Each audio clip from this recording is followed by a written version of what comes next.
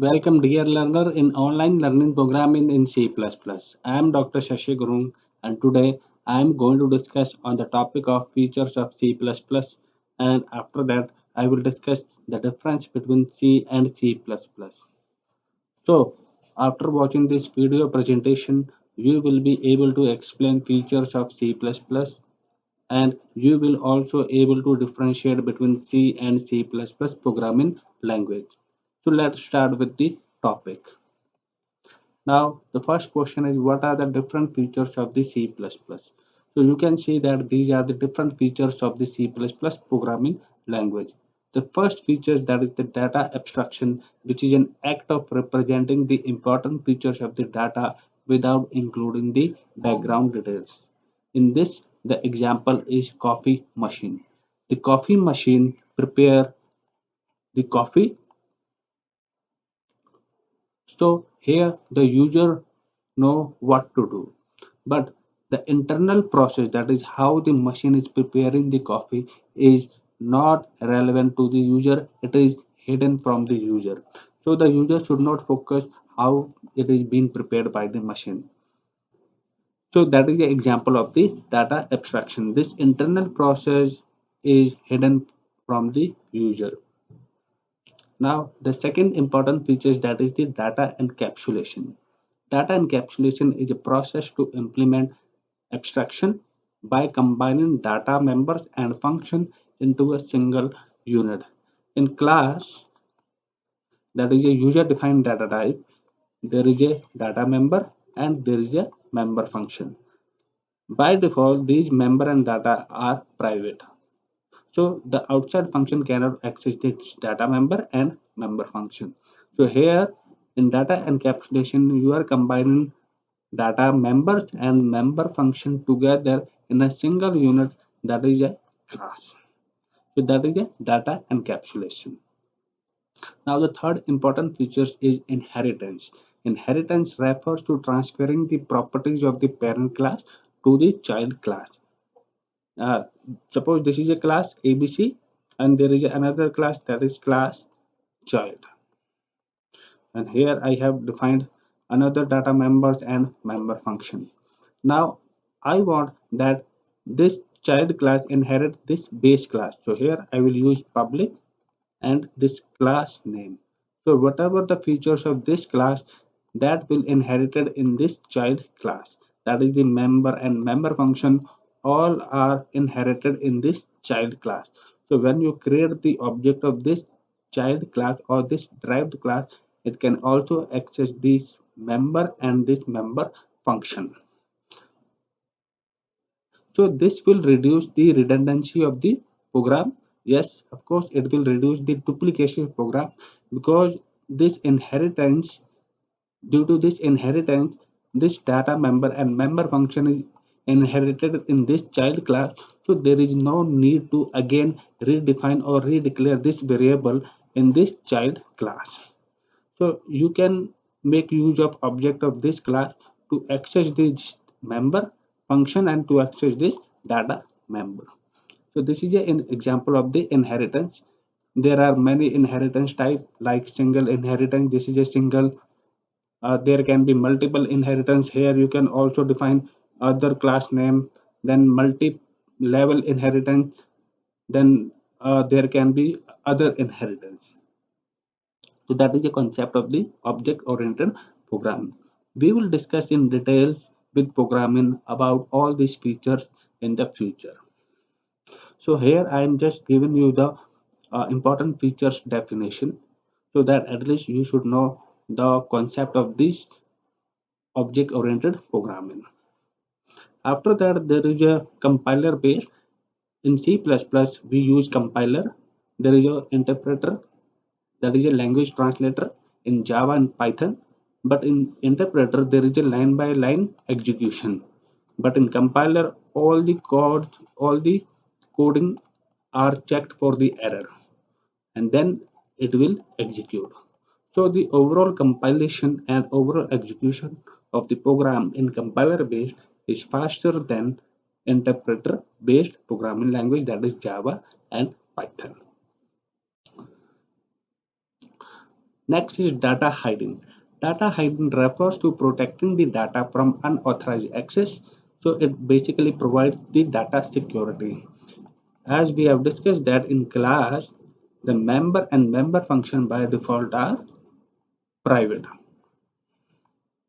So when it is private, then all the functions which are defined outside this class, so they cannot access this data member, they cannot access this member function.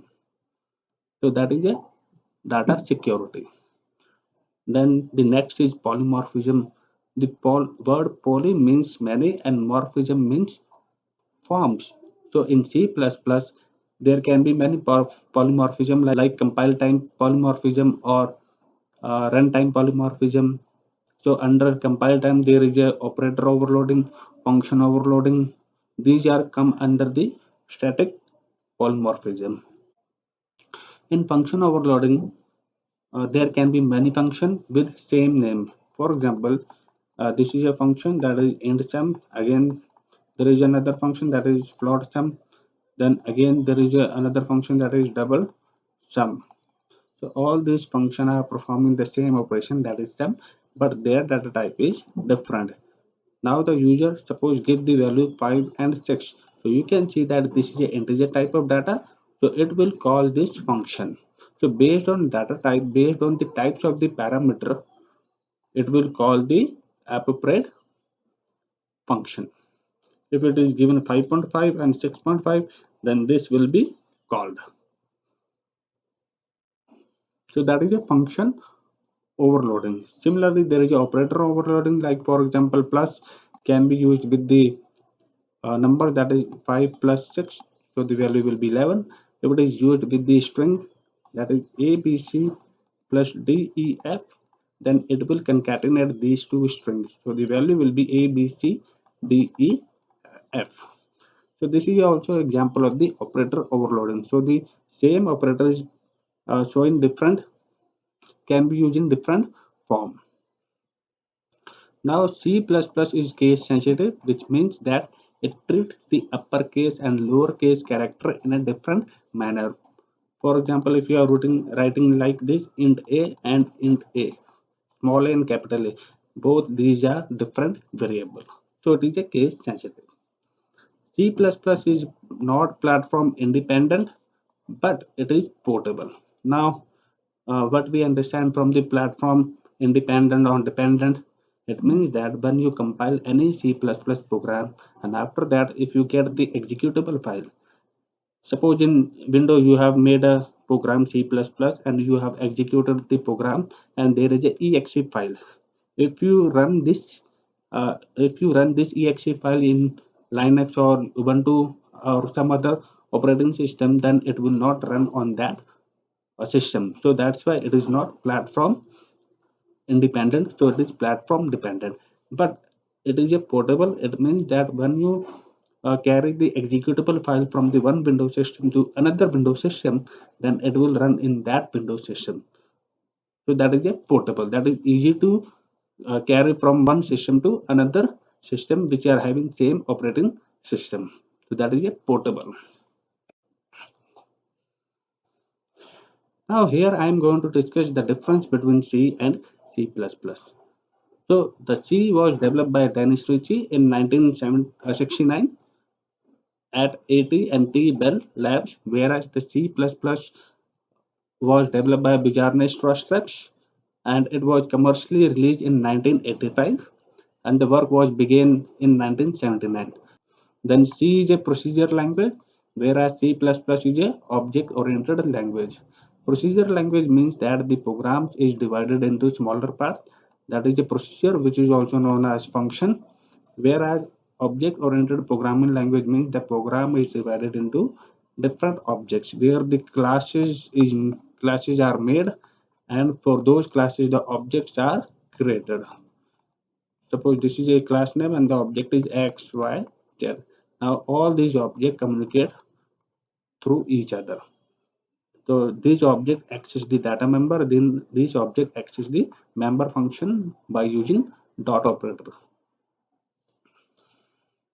C is a subset of the C++, whereas C++ is a superset of C. So this is a C and this is a C++. It means that all the many C programs are valid in C++ compiler. There is no support of encapsulation, so the data behave as a free entity and can be manipulated by outside code in C, but in C++ there is a feature of encapsulation which hides the data to ensure security.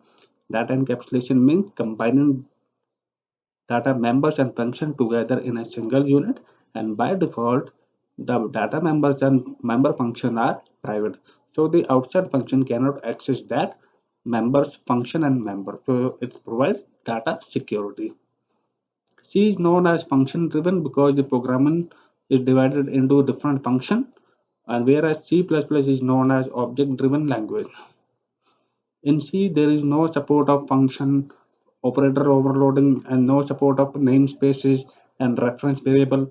Whereas in C++, there is a support for function, operator overloading, there is a support for namespace features and reference variable. I have also made a video on namespace features that you can see for more better understanding of these features. In C, the main focus is on method, but in C++, the main focus is on data. In C, there are many built-in data types that is supported in C, but in C++, in addition to built-in data type, that is primitive data type, there are some other data types which are known as user-defined data types. That is a class structure. So you can use this user-defined data types. In C, there is no support for polymorphism, encapsulation, and inheritance. But in C++, there is a support for polymorphism, encapsulation, inheritance. These I have discussed in the starting. In C, there is no exception handling, but in C++, there is a exception handling support. Exception means runtime error. And in exception handling, three keywords are used, that is try, catch, and throw. We will discuss in future about this exception handling with program. Then in C, there is a two function used for inputting and outputting, that is scanf and printf, and with header file stdio.h header file. But in C++, for input and output, you use scene and cout with header file iostream.h. If there is a online or code block software, then there is no need of .h. Then you can simply write without .h. In C, the file is saved with the extension .c, but in C++, the file is saved with the extension .cpp. So I hope in this video lecture you have understood the concept of the features of the C++ programming language, and you have also understood the difference between C and C++. Summarizing, I would like to conclude that the features in C++ are data abstraction, data encapsulation, inheritance, compiler based, then polymorphism, data hiding. So that's all for today. Thank you.